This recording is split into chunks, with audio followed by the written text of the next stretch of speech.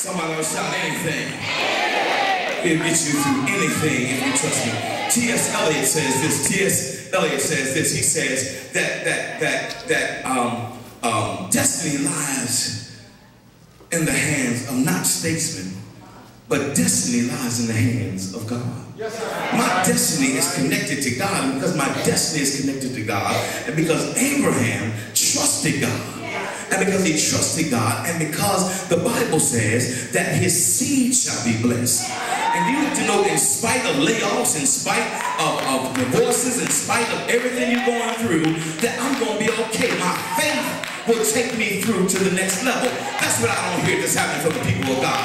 I hear the same testimony from the world as I do the people of God. That's messed up. That's not what it ought to be. The people of God are saying, I don't know how I'm going to make it. We don't know what's going to happen. No, no, no. You can't be a faith walker talking like that. You got to walk through your house saying, in spite of everything, my God shall supply all my needs. I feel like preaching right now. According to it, sometimes you got to lay hands on your own self and tell your own self, I'm going to be healed. Sometimes you got to tell your mind, shut up and turn off all that negativity.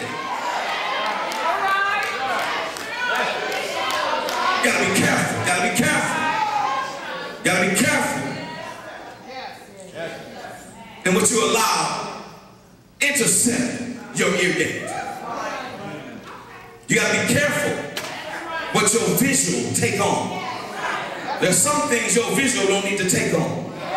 You better be careful as you watch all these movies and whatnot with skeletons and all this kind of stuff. And I know it's the most popular movie out and all of that. But you got to get to the point where you trust God in the midst of everything that's going on and say, God, I'm going to turn the world off and turn you on.